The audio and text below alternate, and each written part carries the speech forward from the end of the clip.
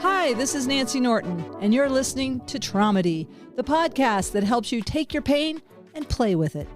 I'm a former nurse. I got out of nursing for the same reason a lot of people get into it, to save lives. I heal with humor now. I'm a comedian and a speaker about the power of humor. On Traumedy, we talk about some very sad, scary, and dark subjects sometimes, but we lift them into the light with laughter. Traumedy is not a replacement for trauma therapy, but it may help you get by between sessions. This is peer-to-peer sharing. We learn from each other. I'm learning so much, and I want to thank each and every one of my guests and my listeners who often become guests. I hope this podcast is helping you heal at least half as much as it's helping me. We've suffered enough. Let's have some fun. And I always ask for this to be for the highest good. Welcome to Traumedy. All right. Thank you for having me. My guest this week is Steve Gillespie. Hey. I've been starting to kind of work with Steven. Steven. I like that. Sure, yeah. Steven. It does have a beat. I like the beat. Steven. Steven Gillespie, yeah. And there's a lot of Steves. Yeah, and Steve, I don't know what, to me, I don't know what happened. Maybe it's just my own self-loathing, but it's like a doofus name.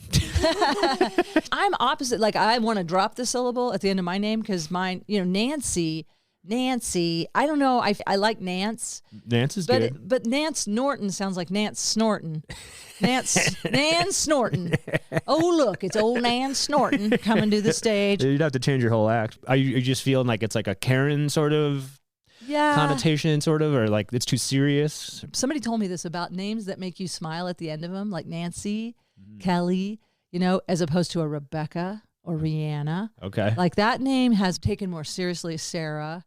Okay. Versus a Nancy. Ah, all right. Nancy, you should be happy all the time. And there's a song, Nancy with a smiling face. And I'm like, well, I don't want to smile today. Let me be, Yeah. So, but you have a great voice. Thank you. Did you say you have a podcast? Yeah. Well, we haven't done it in a bit. I did have one called Comedy Mainline, and I did it with two other comedians. We would each come with a new idea every episode. So it was kind of like loosely a writing sort of podcast where we're going to like help each other with bits. But Comedy Mainline. We haven't put one out in about a year or so. But hey, they're timeless. Yeah, it's out there. Comedy Mainline. It's on like Spotify and all the places you can get podcasts. Yeah, I just want to hear your voice. I want you to do like a bedtime stories or something. Really? You're the second person in the last few days that has mentioned that I have a nice voice. Yeah, it's very... I never considered it. It's soothing. Oh, wow. It's soothing, and your spirit is as well, just so you know. Really nice. Thank you. Yeah. It makes me feel good, because I am inner turmoil is definitely, it's in there.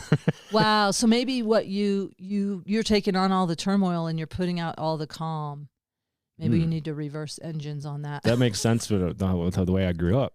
That you had to mask. You had to be the one that grounded everybody. Well, I mean, I thought I did anyway. Yeah. Well, to make yourself safe and others, is that? Yeah, I think so. Was it a lot of chaos? A lot of chaos. Yeah, a lot of chaos. I mean, it has gotten better, but yeah, I've just grew up around a lot of anger, a lot of explosive anger. And oh, so scary. Yeah. And I was the youngest until my half brother was born, and then he was the youngest, but that wasn't until I was about 8.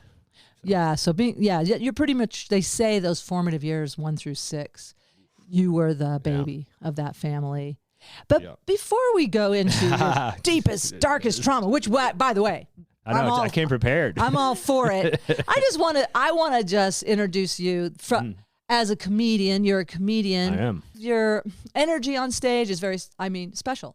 It's vulnerable. There's just so many jokes that are very visual, which I love, and very vulnerable, which I also love. Yeah. And you're one of my new favorite people because, and I don't say that to be like, you don't have to reciprocate. I seriously, I had a transformative experience at your show called The Dose, a psychedelic comedy show in Denver. Yep. That is at New Conscious, KNEW Conscious. I think people can spell that on their own. Yeah. And I mean, I was nervous because I'd done psychedelics in therapy. Yeah. With a guide and stuff. Which I think is amazing. I mean, I think most of the people that I hang out with or at least in a recreational setting, or even the people that come to that show or perform on that show have not done that. And a lot of experienced people that have done a lot of psychedelics have not done it in that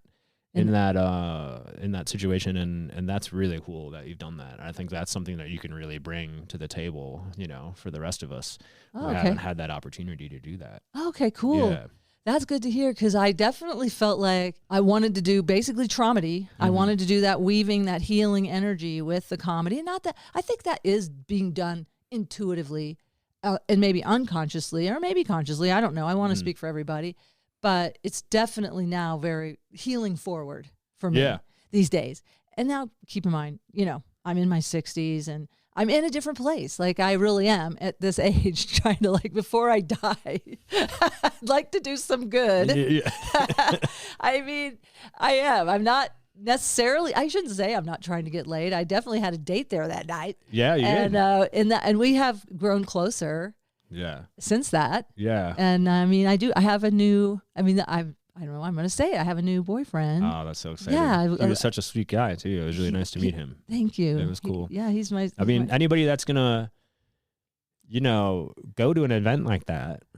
Yeah. And I'm going to make an assumption that that's not something that he normally would have gone to on his own. I wouldn't have thought. And to be open-minded enough and to enjoy himself and to also be with you and make you feel comfortable enough where you're not worrying about him, that he's okay. You know what I mean? And there was a part of me that when I was on stage, I thought, well, I think he's probably left by now, because I was saying some stuff that was not very appealing of a lover, like that I have to do Lamaze breathing to have sex. I was like, hey, but I will say. But being that vulnerable in front of him, that says a lot about that kind of person, Right. So. And, I just realized transparency is my love language. Like that makes me feel so safe. Mm-hmm. If people are honest and transparent, and I have found him to be that way. Yeah. And really vulnerable with me. And so, oh man, it's so refreshing. It's new for me. That's really cool. Thanks. It's a cool connection. And again, I mean, I just want to say that you set this whole thing. I just felt like also there was a bigger wheel turning that was out of our control, but that we were honoring it. Like the fact that you're doing this show, I feel like you're honoring some sort of calling that is part of your. I feel like I just sense you're a healer based on some of the work you've done. Yeah. I mean, I'm not sure, but I'm definitely open to it. I'll say that. And I'm definitely interested in helping people. I'm definitely interested in doing more work with psychedelics in a non-traditional, more healing way, and also trying to merge. I guess what I'm trying to do with the show, and just to give people, it is the Dose psychedelic comedy show, and the whole idea is to set up the perfect set and setting for both comedians and the audience to feel safe and comfortable enough to, if they so choose, to experiment with psychedelics in this setting and to have a comedy show and see what comes of it. And and that's kind of been my dream. I've been doing more and more stand-up at these like big music festivals and psychedelic festivals, and it's fun to just do straight stand-up, but really was like opening my eyes to like, okay, I really want to take these two worlds, the stand-up world and the world where people are doing psychedelics, and put those worlds together and just see what happens. Beautiful. And it was magical. Yeah, it really was. The words I'm getting, and I got messages the next day from attendees and also connections with comedians that were there. It was transcendent. Yeah. I felt like there was a healing convergence, but I felt like there was a co-healing that happened for me and many people in that audience that night. Because I heard from them, and I'm meeting with some of them like on a spiritual mentoring level. I'm just, that's cool. Yeah, there's stuff changing around. Yeah, that's really cool. And I think it was really interesting. You just said something that really caught me. It was that there was another wheel turning. That we didn't have control of necessarily. Not that we're trying to control it, but something is happening that is outside of our grasp that we, like you said, need to acknowledge, but also not get in its way. Yeah. You know what I mean? Kind of just letting it happen. I mean, obviously you got to keep people safe. That's key number one. Yes. And it felt very safe there. Yeah, I would agree with that. And that's credit to Kurt Redeker is the owner of the venue, and I do give him credit for that, because, you know, it just the nature of that club and business, it could be easy for things to fall into maybe a negative space, and I think he's really good at, and they're really good at keeping the right people in the right places and nurturing a kind of environment that people can feel comfortable doing those types of things. There were so many variables that are, I feel, contributing to that safety too. Even the art, his art, when you walk in the main hall, that I feel like there's healing energy coming off those. Yeah. They're because they have light and they kind of, I don't know. There's something very psychedelic. Yeah. Very psychedelic, but also I'm trying to look at how we are integral in with the wheel, you know, like the snowflake and the snowball rolling down the hill. Yeah, we were a part of it. And we can't really stop the big snowball, but we can be a part of it and help build it. And willingly. I think that's cool. Like kept expanding. That's what I felt like. We were expanding. We're expanding consciousness, and nothing new there. I mean, that's sort of what our souls. I feel this is my sense is that we came here to do that.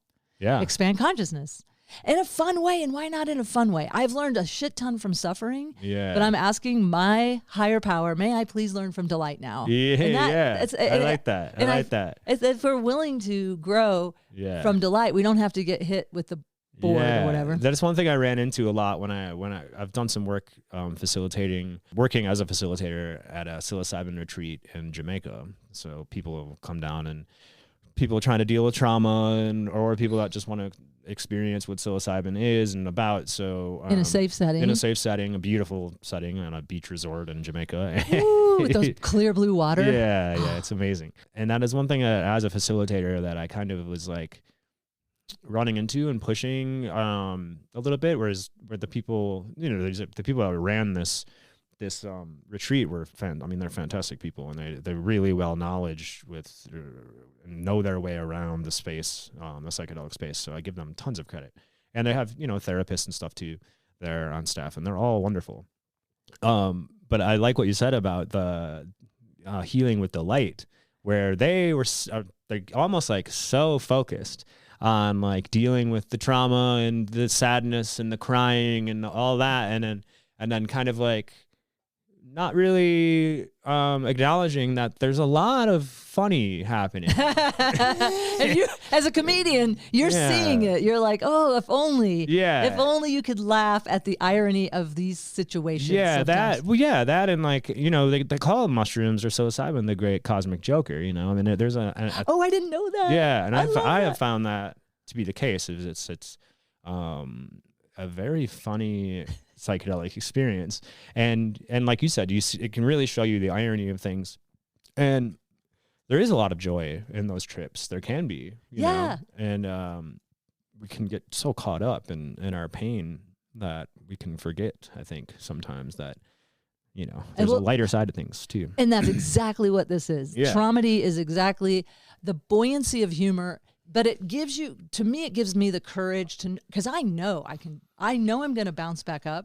So I'm like, I do want to dive down and touch in on those really dark places. I think it's most important healing work I do is to cry, really grieve that powerlessness of being a kid in a very scary environment, or a very like environment that didn't attune with me, or want, you know, like the isolation or whatever it is, the pain of mostly it's childhood stuff, which keeps me as an adult child from being so reactive. I was telling you on the stairwell, probably not a good place to tell you. I have some anger issues. Get down the stairs. But I have so much, like I have my inner teenager. She is Virginia Vengeance. And so she protects me sometimes with the rage, or with a act out that is like, sometimes I get so scared that and you think that's what it is? It's protection. You're trying to protect yourself. Yeah, it's a protection thing. But now, if the more I learn that, I'm not going to die if somebody doesn't hear me, or I'm not going to, whatever. It's just helped me. So I don't want to minimize the importance of going to the dark, but also, I think that would be a valuable part of the session or maybe the next day, or part of the integration. Because with my psychedelic therapy, my therapist, we do a pre-session for an hour, like what is kind of up, but the medicine takes you where it takes you. Yeah. And then you do the medicine for 6 hours with her. And then maybe a week or so later, you go back and integrate everything and do a lot of journaling in the meantime. Yeah, and I think obviously it's very important to do all of that and to be in this shit, we'll say. Yeah. But I just think that. But you don't have to get stuck there. Don't want to get stuck there, and I also think that there's a lot of playing with merging these psychedelic space with comedy and just kind of seeing what kind of healing can happen there too. I think is also cool and important. Yeah. So, have you anything come to your mind that some of your shit that you play with? Do you like that? In a trip or on stage or both? Or? A little bit of both, whatever. Like I guess what I love to show our listeners, who are some are comedians, some are not, but just that's the whole point of this, is like how to take your pain and play with it. Yeah. So we do it naturally as comedians because we needed it, and most of us are very wounded children, not all. Yeah, and I don't even think I realized that I was doing it until well later on. Well into it. Yeah. And I really. In my 20s when I started doing stand-up, I think I was very unconscious about most things, but most, especially just about myself. I was very much just in a conditioned mind. Yeah. I was just running on that wheel, not questioning it, just like, oh, well, I'm just upset. And I'm mad because this person did this, and that's why, and I should be mad. I deserve to be mad. Yeah, the righteousness. Yeah. And never really questioning or looking at, what's really happening underneath all of this. And that didn't come into my life until probably when I started doing psychedelics. It's probably when it really started to change for me. Such a great teacher, the psychedelics. Yeah, yeah. Wow. And a mirror, right? Kind of that reflective, like, oh, how am I like that?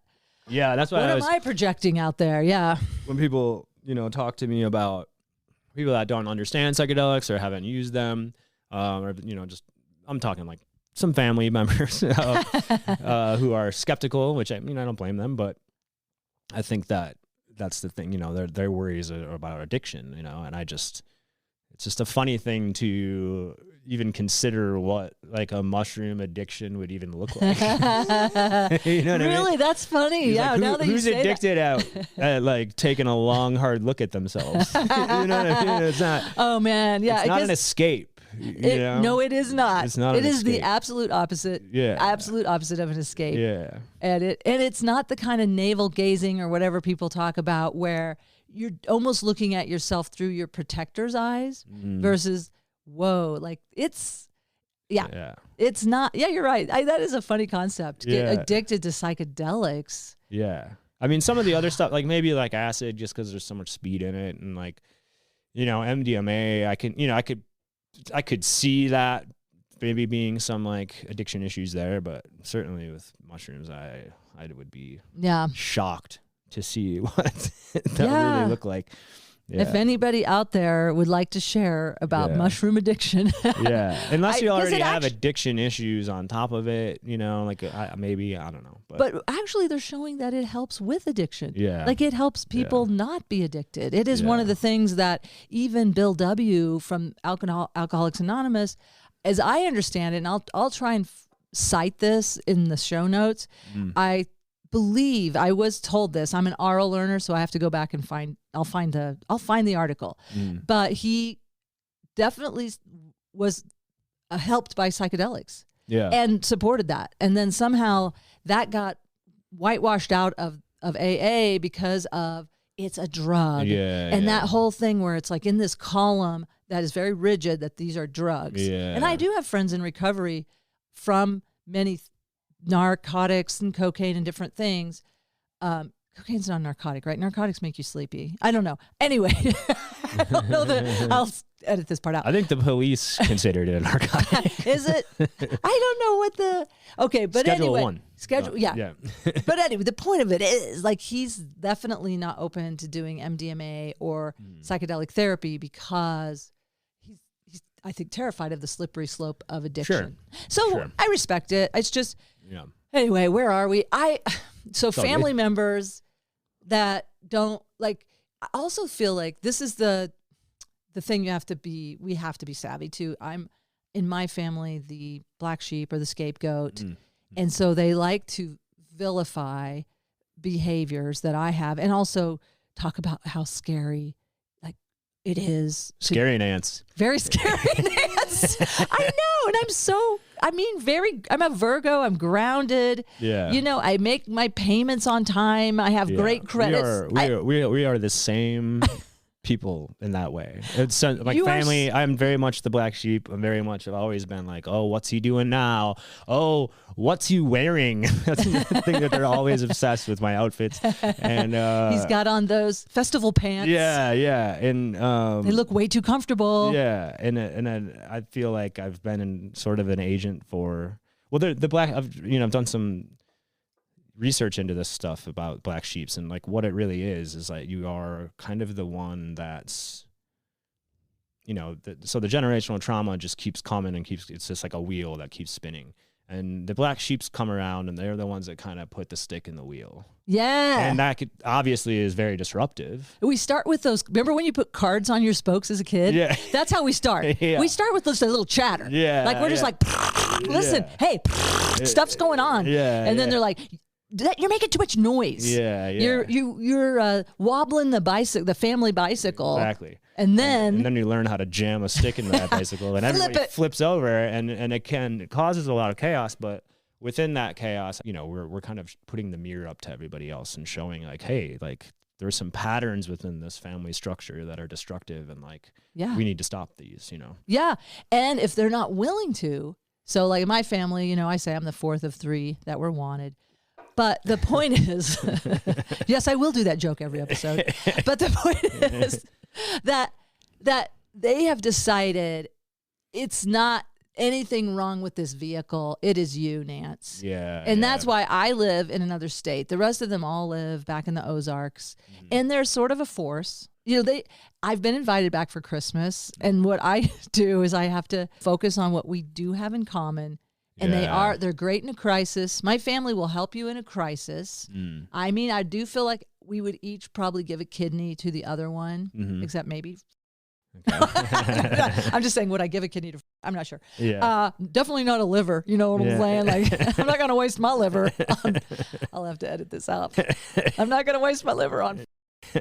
But, and like he'll say things at a gathering while he's drunk that he believes. He's like, well, there's reality and then there's Nancy's reality. Yeah. And it's like to belittle me, like I'm here telling truth and you're trying to make I'm the liar and you're telling me that behind your alcohol and you've had to stuff your feelings and this whole family should just stuff their feelings. We're all married to alcoholics. We either are alcoholics or married to alcoholics, and that's our plan, man. That's how that's how this generational trauma works. And then when you're the one that's like, I'm here to say I'm not bringing this forward. I'm pushing it back up the chain.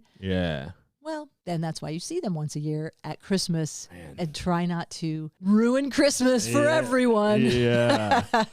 I love my family. It's not that I don't even consider them like there's anything wrong with them necessarily. I just think that we're caught in conditioned mind is how I would describe it. We're caught in our conditioning, and there's an unawareness and an unconsciousness surrounding it. And it's interesting to me that like even though they're wonderful people, every time I have to do like a family event, it is like jarring. Yes, constricting, jarring. You have to pull back. Yeah. Really? I'm projecting. Your truth is just as important as anyone else's. So, but yeah, it's interesting to put yourself in a situation where it's your loved ones, but you are, I was just so uncomfortable. And it's weird. They come and see me do stand-up, and they've become supportive of what I'm doing and all that. That's really great. So, it's just, it's a weird thing. I think it says a lot, too, when you feel so constricted. Yeah, I know.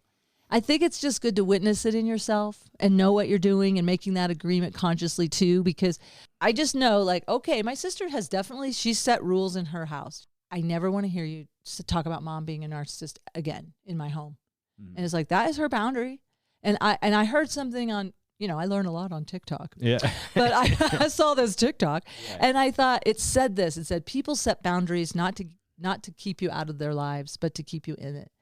And so I'm like, oh, okay, she wants me in her life, but she doesn't want to look at that. And or it's not her experience. Also, every child has a different experience with their parents and with their whole family is like, okay, that is her boundary in her home and she is hosting Christmas. Mm-hmm. I just need to it's just been a lifelong learning experience for me because I love speaking truth and I feel like it's a gift. Yeah. I love truth. And I know there's times it hurts me that when I get reflected because I can be an asshole and people will tell me like, ouch, Nancy asshole. Nance hole. I'm just a big old Nance hole out here. And we all messed up. So I have to kind of get into the cookie cutter. When I go in the door, I got to walk through that gingerbread man shape like I am. And I mean, there's things they can do and things I've learned over the years, took them 10 years to accept that I don't want meat on my plate. Wow. My dad, because that's his love language, is offering the bounty. Sure. No, that's interesting. I had issues with diet too when I was growing up because I was really into distance running. I don't know. That's what I was into. Yeah. And so a lot of my family would be, you're not eating enough. You're too skinny. It's like, I grew up in Wisconsin. It's like, I used to joke about this, in Wisconsin, every restaurant's a prime rib buffet, every single restaurant. If you don't eat 3 plates of prime rib as a 13-year-old, then adult women will call you gay. That's how I grew up around that. And adult women. Yeah. I love that line too. There's something about an adult woman calling you gay. Yeah. Cause you're not, eating yourself into diabetes. And people would really be giving me a hard time in my family about, we would have these big meals and I'd be like, yeah, I'm focusing on trying to eat healthier. And it was all for me, it was all just performance based. I wanted to run faster. Yeah. And, I ran 4:11 in the mile in college. Wow. Wow. So, woo. I got to tell you, I'm excited because, I'm a runner. I don't know if you know that's why I moved to Boulder, but I wasn't anything like a 4:11. You know what I mean? But it was my life for a decade. Cool. My ex-husband taught me. It's an addiction in itself. It is, but I think of the addictions, it's a good one. Sure. Because, man, you get those endogenous morphine. You're not doing opiates. Your body makes opiates. Yeah. And you're getting endogenous morphine when you run. Yeah. And it's meditation too. And you get the runner's high. Mm-hmm. And it is meditative, and it is a lot of introspective time, and it also helps you feel that sense of self-containment. I can go out and run 20 miles. Yeah. If I run out of gas, I can get somewhere. I can get where I need to go.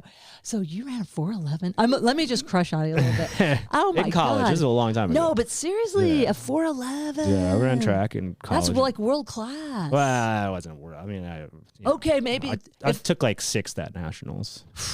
6th at nationals. Yeah. Dude. So, but then my point is they'd be getting on me about, well, you're not being healthy. You're not eating healthy. And I'm like, that is not possible. I am the sixth fastest person in the United States. So bad.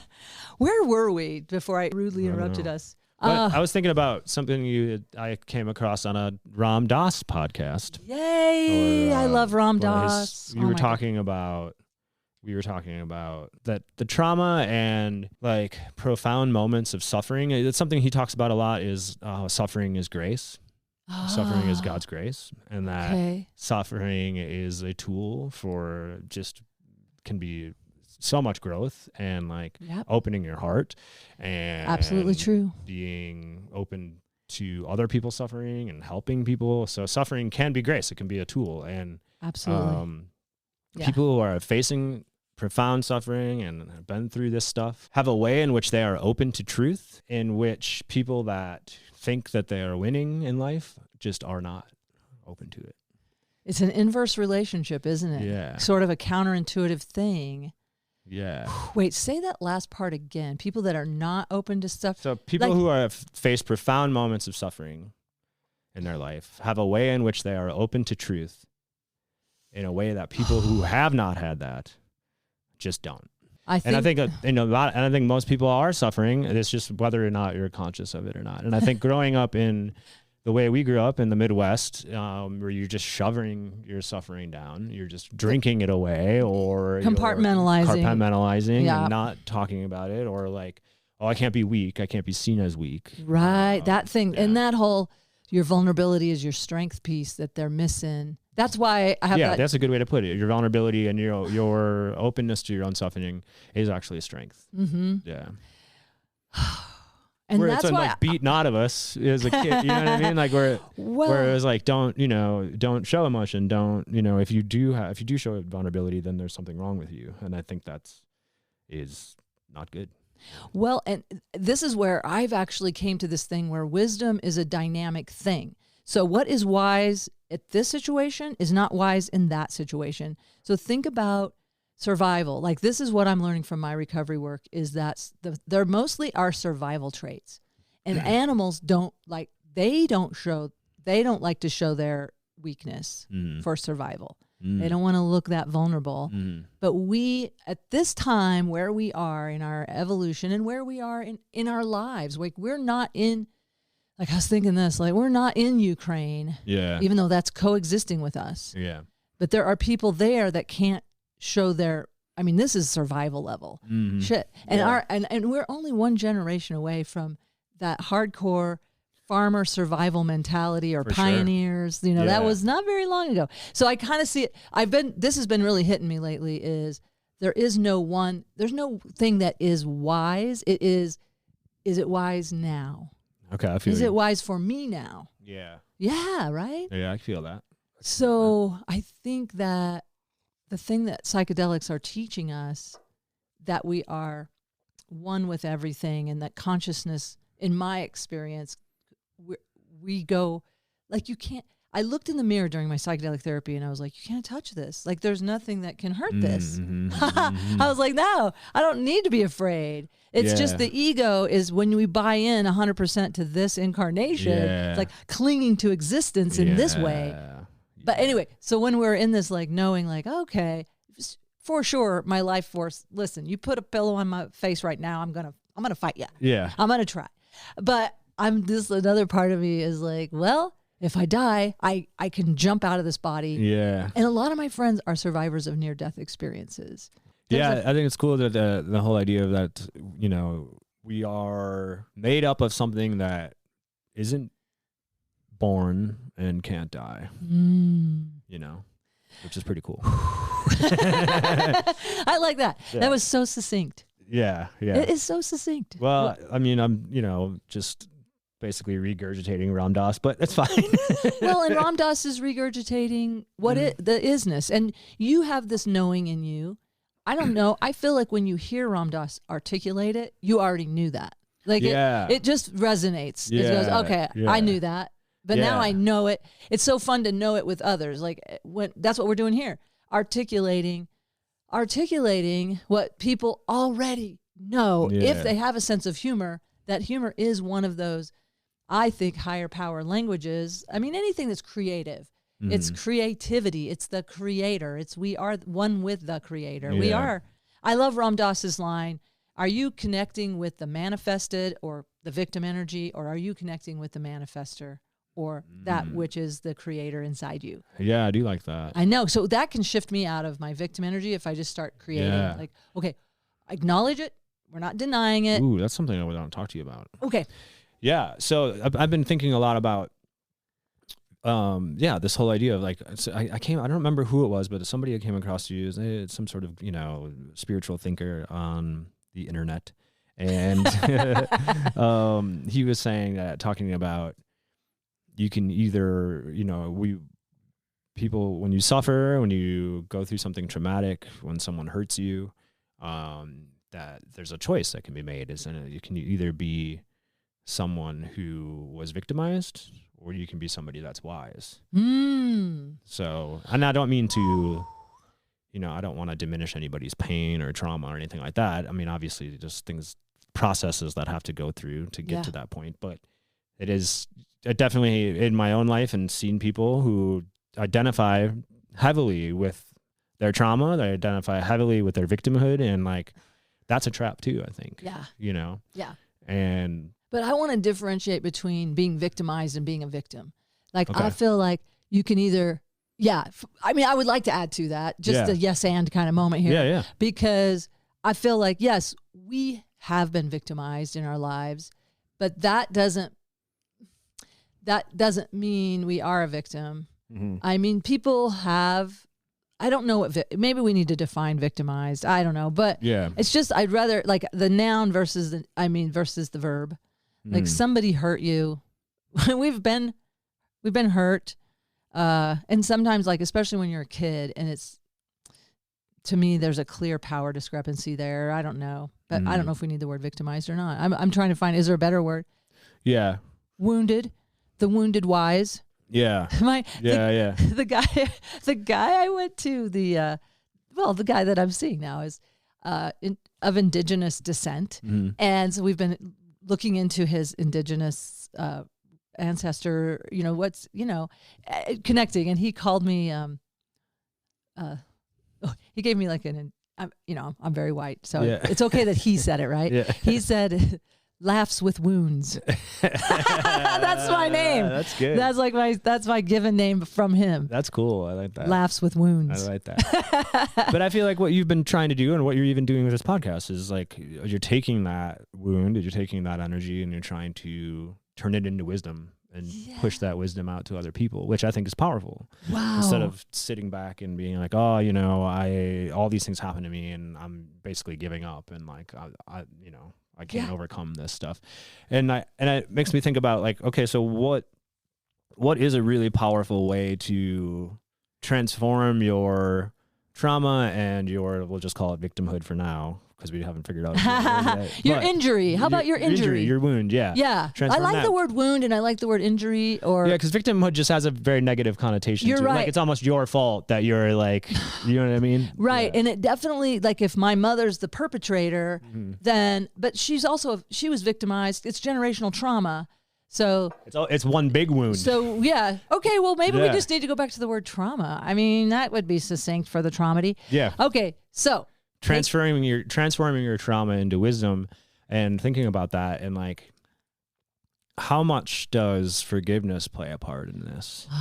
And that's something that has been really interesting to me because I went through some pretty serious stuff when I was a kid. Some molestation stuff was happening, and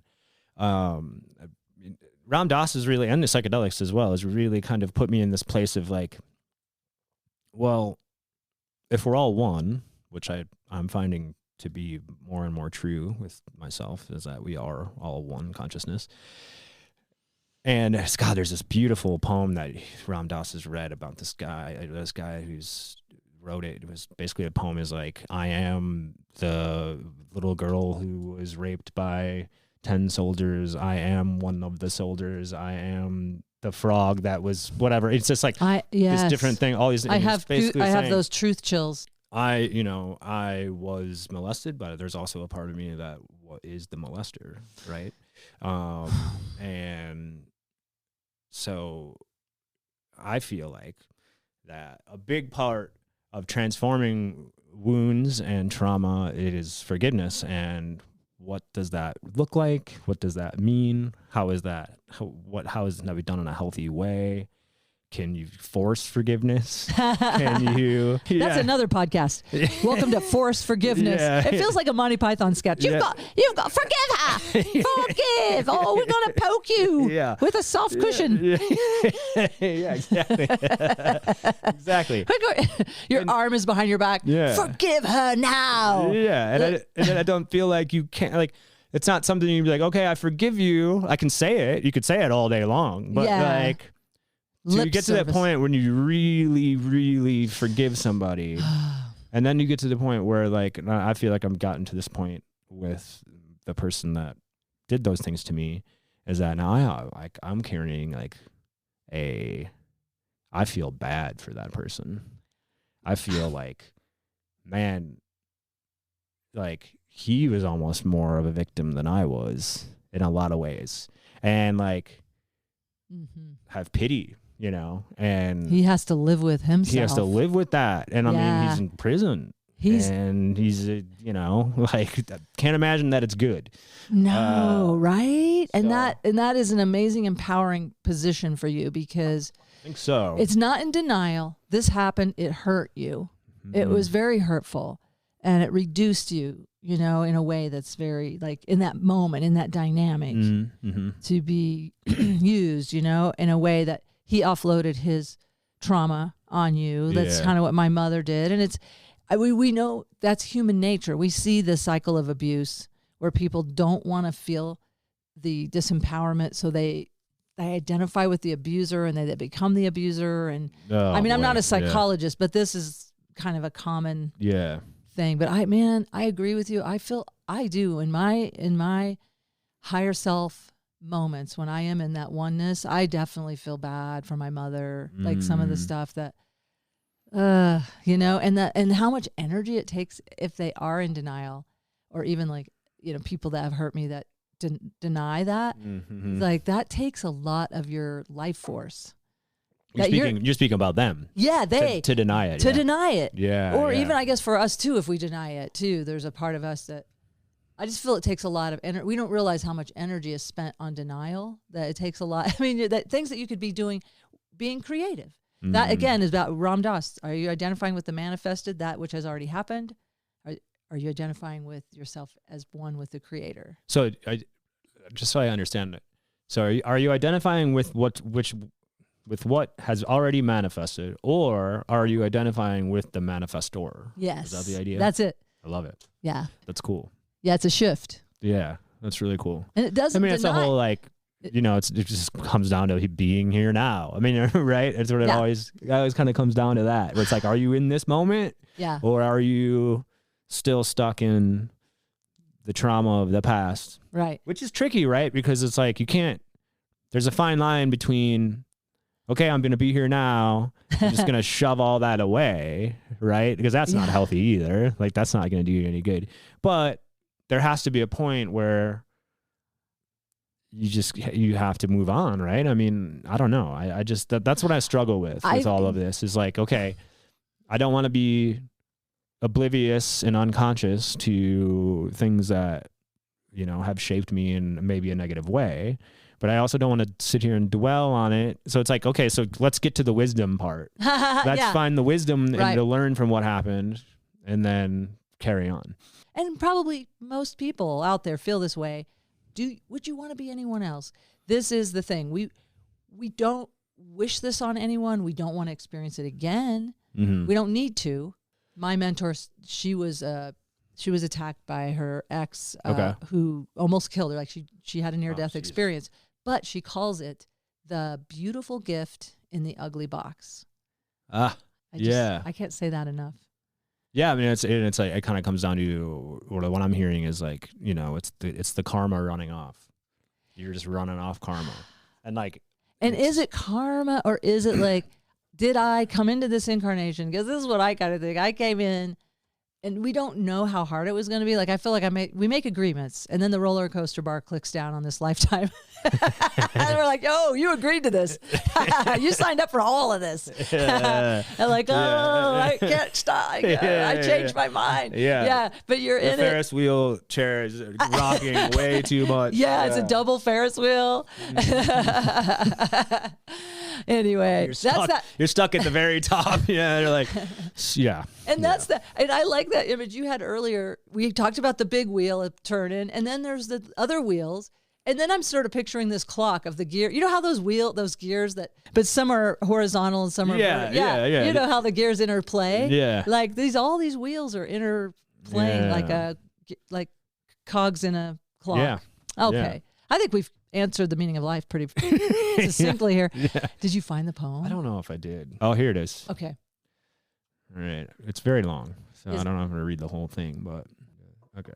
I still arrive in order to laugh and cry, in order to fear and to hope. The rhythm of my heart is the birth and death of all that are alive. I am the mayfly, this is a tough word. Metamorphosizing in the surface of the river. I am also the bird which, when the spring comes, arrives in time to eat the mayfly. I am the frog swimming happily in the clear water of a pond. I am also the grass snake who, approaching in silence, feeds itself on the frog. I am the child in Uganda, all skin and bones, my legs as thin as bamboo sticks. I am also the merchant of arms, selling deadly weapons to Uganda. I am the 12-year-old girl refugee on a small boat who throws herself into the ocean after being raped by a sea pirate. I am also the pirate, my heart not yet capable of seeing and loving. I am the member of the Politburo, with plenty of power in my hand. I am also the man who has to pay his debt of blood to my people, dying slowly in a forced labor camp. My joy is like the spring, so warm it makes flowers bloom in all walks of life. My pain is like a river of tears so full it fills up all four oceans. Please call me by my correct names so that I can hear all my cries and all my laughs at once, so I can see that my joy and my pain are all but one. Oh, that's Thich Nhat Hanh. Thich Nhat Hanh, yeah. Thank you. I will put a link to that in the show notes. Oh, that's powerful, isn't it? Like that, it's so transcendent. It just, that softens all, like that's the forgiveness of genuine, we are one and we're playing all these different roles. Something that scares me within the psychedelic world is all of this like kind of spiritual bypassing and a lot of like, oh no, I have the answers. I'm a guru. I'm a facilitator that understands deeply this space and I'm going to show you the answers. And that there's a lot of that going on, and that is scary to me. Yeah. And I'm very weary of any sort of psychedelic guru type. That's right. Absolutely very weary of that. And yeah, it's more, to me, it's more as a journey. And like if I'm facilitating, I can be with you on this journey. That's your journey. And, you know, I can offer maybe some reflection and help you piece through some of the things that you're experiencing and how to maybe use that in a positive way in your life. But I do not have answers for you. I do not have answers for you. This is something I need to hear too, because there's a part of me, like I said, I was like holding this heart. Like I don't know, I gather the love of the universe, and I feel like it's okay to share tools. Like here's a tool that helps me, take it or leave it kind of thing. Exactly. And then this is what I have to work on too, because even in my 12-step work, there was a chapter that said, don't like, do these like testimonials to miracles. And I'm like, ooh. So people really like to discover their own miracles. Yeah. So I need to like, I've had some experiences. I do like, it's really tricky. Like saying, okay, I've had these things with hawks that are coming, you know, as, but I love what hearing. What do you mean? I'm curious. These hawks. It's okay. Well, like when I finished the 12th step of my recovery work, I was in my hammock out here and I was reading the line, as a result of working these steps, you will experience a spiritual awakening. And at that moment, see, I'm doing what I'm not supposed to be doing. This is okay. But a hawk came right over my hammock. Yeah. And I felt, and so this is where I'm talking to the universe. I felt like these little goosebumps, like they're almost like wings. Yeah. But I was like, okay, it's like an affirmation that higher power is around and always. But somehow I'm getting all these confirmations over and over. I mean, what's wrong with that? I guess nothing. I don't know. I'm just sharing. The problem is, I think the problem becomes is when you're like, I'm the one that's getting these, me.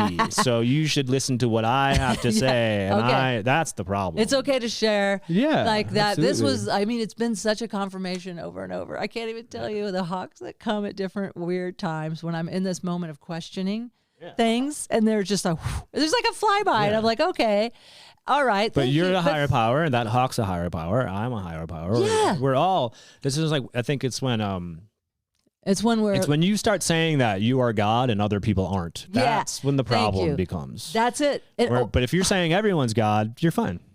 Yeah. Yeah. I mean, that's my experience that we all are. And that's what I just noticed that night, like I felt that energy of people wanting like that I held something. I'm like, I don't. Yeah. I am telling you, if you see amazing, you can't see amazing unless you're amazing. Yeah. So we are sharing. Yeah. Like we're seeing each other. Yeah. We're seeing the amazement. You've just figured out how you've gotten good at reflecting it. Yeah. And sharing it. That's what people are drawn to. And that which is really cool. Yeah. I mean, and if you can keep it in that space, then I think that you're you're good. And then maybe 5 years down the road, See, when I have this, she's got her own cult, and they're out here mowing my yard, growing my garden, like more vegetables. These are unsatisfactory peas.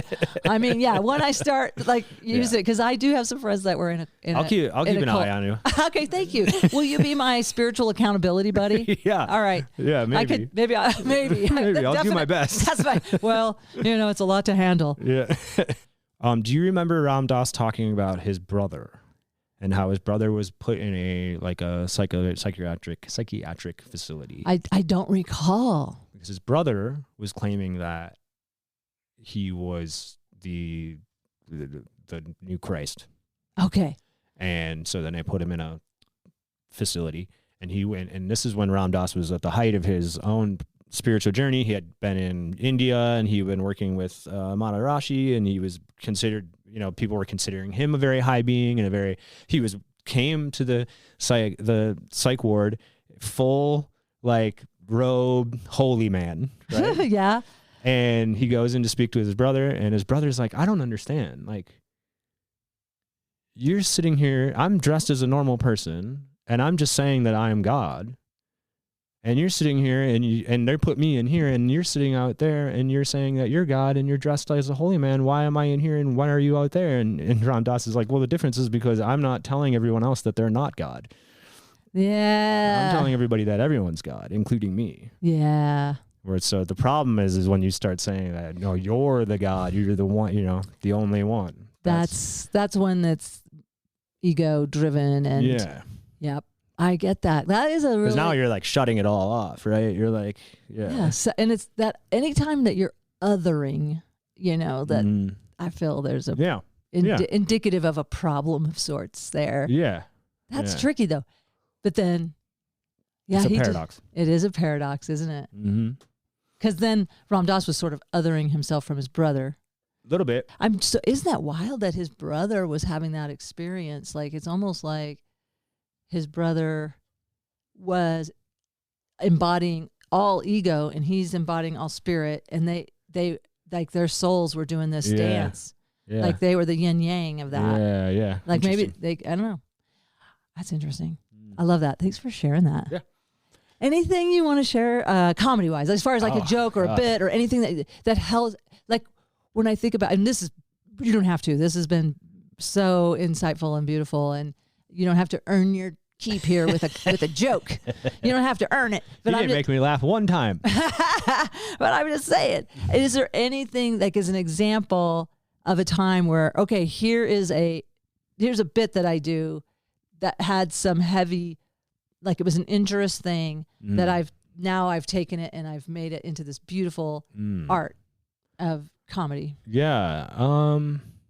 Yeah, there's a lot of, I think all of it. A lot of it. Almost all of it really is that in a lot of ways. Like, I know how to do some bits about, I lost half of my hearing when I was born, and that was like a really traumatic thing. Or as far as like, I was made fun of all the time and like put in like special classes because they thought that I was, basically dumb or whatever, but I just couldn't hear. And my poor mother, who I love dearly, she, didn't want me to get, when I was a kid, she was like young, too young to know better. She was like, well, I don't want you to have hearing aids because back then hearing aids were like big things, like they were very noticeable. Very noticeable. So she was worried that I was going to get, bullied. So she wouldn't let me get hearing aids. And wow. I know. And then, so now I'm going through all of this. My family life is very destabilized. There's a divorce. There's abuse going on outside of the family, but the sexual abuse was outside the family, but stuff was going on, and I couldn't hear in class, and so now I was diagnosed with all that going on. I was diagnosed with ADHD and put on Ritalin when I was like 10 years old, or even younger, I think, at the time. So now I'm just getting put on speed. And these are all just kind of concepts in my act that I talk about throughout the years, and bits about having just being deaf and like my mom worried about me being bullied, so now I just can't hear in class, and so everyone just calls me gay anyway. Yeah. And when you're really bright and you have a disability that supposed disability. Well, disability at the ears, yeah. Right, yeah. like disability is or neurodivergent, if that is. I mean, like my eye thing, I don't know. I couldn't read well. But so you had that even as a young child? Yeah, my mom said I was born cross-eyed, but then I found pictures of me as an infant and I wasn't. So I think that something happened, and I feel like it was like she had to look at that every day because it used to go right towards my nose. Then they operated on it and it went out. Yeah. But the point is, I think just like my son has ADHD, and I remember the doctor telling him, like, you know, or me, he was like, he has a higher IQ, but he can't demonstrate it, and so it's very frustrating for him that he can't. Mm-hmm. And then you almost buy into, like, I feel like my reading disability thing. That I almost bought into, like, well, I am dumb, but wait, I'm not, but I'm. So it creates a little cognitive dissonance. Yeah. But maybe that also opens us up, like being different opened us up in a way that we wouldn't have opened up in a, you know, like, I don't know. Suffering is grace. And people say, like, if you have, one of my vision teachers, if you have an eye issue, or even Brian Weiss, who does these past life regressions things, he's like, kids that come with a disability is a broad brush, and I know that people with hearing impairment don't consider it a disability sometimes, so I apologize if I'm politically incorrect, but that if we come with a difference that is noticeable, that is like a soul that's ready to take on some bigger stuff. Yeah. Cool. That's really cool. Yeah. And that the Inuit believe that kids that are cross-eyed are the visionaries. So I don't know. I liked my vision therapist told me that, so maybe I just wanted to hear that. I was special. I'm special. You are. We're all special though, right? Yeah. But is there, I keep going back to, like, the bit. You're saying the bit, you've got the basic for it, but what is the bit? Like, that's where I want to show. Oh, the actual bits. Yeah. Do you want me to play one? This is an old bit. Okay. So it could be fun to play. Yeah, okay. It's weird. Everybody in my generation, prescription drugs. It's true. Go up to somebody in their late 20s, early 30s, just go, hey, what meds are you on? They won't even flinch. Citalopram. Why, you need some? And it all started with Ritalin. That's where it all started. If you grew up in the 80s, they probably put you on Ritalin. That's how it worked. Just forced it on our parents. Just went up to our parents, are like, hey, something wrong with your kid. What do you mean? Well, he doesn't want to sit at his desk 8 hours a day.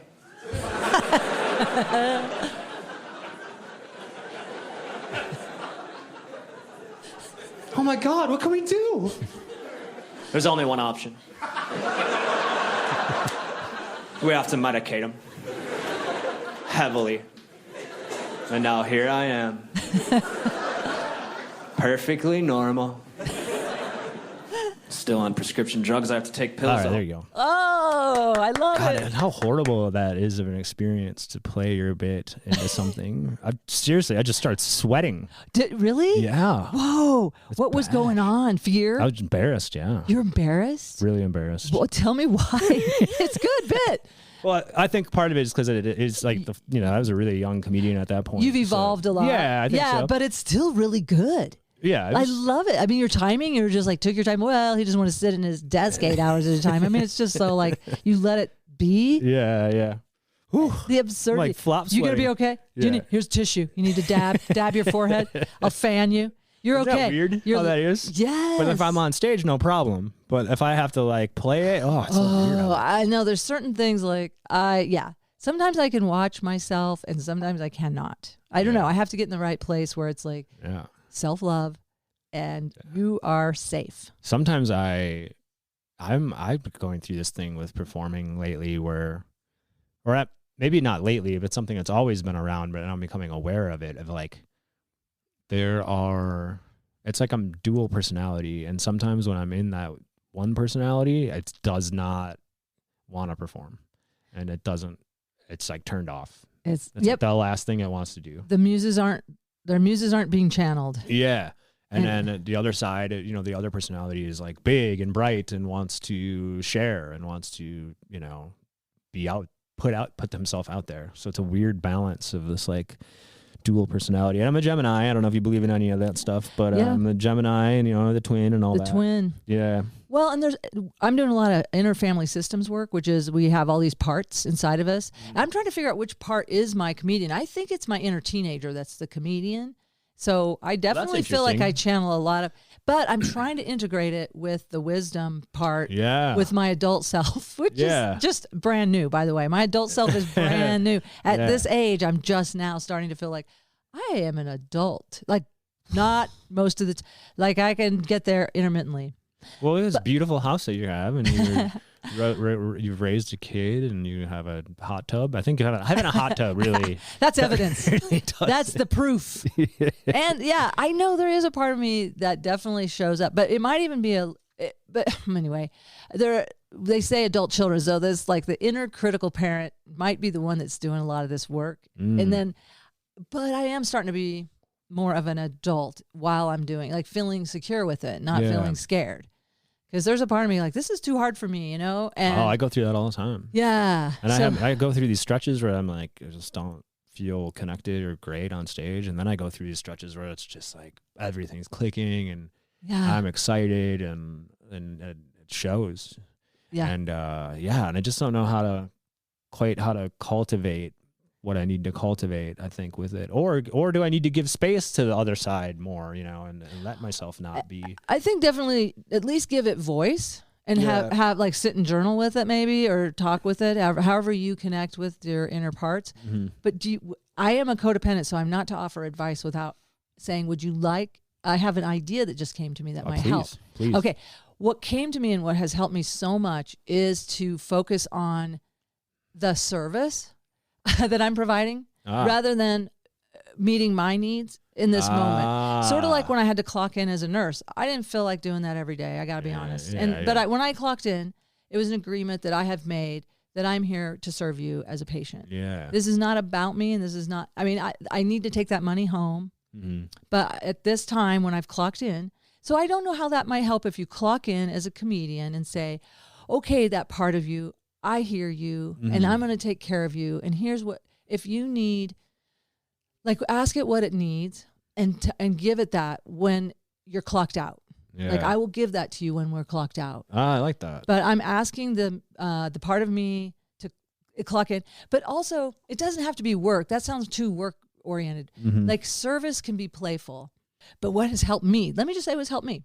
Yeah, that sounds great. That's better than giving advice. I'm just saying, it's helped me to ask for this to be for the highest good, like behind the curtain. I've like state it, maybe an intention or something like that. Yeah, that's and then so cool. Trust the muses, and like I will, whatever. I don't know, get my ego out of it, I guess. Yeah, getting the ego out of it is so important because I go through it all the time, even with this last dose show. I mean, God, I was pulling my hair out the whole week leading up, longer than that, pulling out my hair. Like, what's this going to be? What am I even doing? Is this like, is this irresponsible, or is it unsafe? Is it all these, every reason that my brain could come up with to try to keep me safe, to not try. Right. And to just overcome that, constantly having to overcome that, because I do the same thing with stand-up. I always have to overcome this like negative voice, and I really like what you just said about kind of channeling it in as this like higher power thing. I've been reading this book. It's like a workbook. It's The Artist Way. Oh yeah, I read that in the 90s. Yeah. It's timeless. I need to reread it. I love it. And it's a the lot morning about pages. That. Yes, it's a lot about like... That's probably where I got it. I read it so long ago. Changing all those negative, like those negative voices and what they're saying, like redirecting that into being like, no, I am a channel for God's creativity.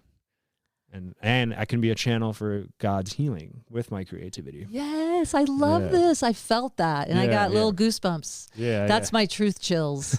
That's from higher power, just reflecting back to you. Yeah. Yes.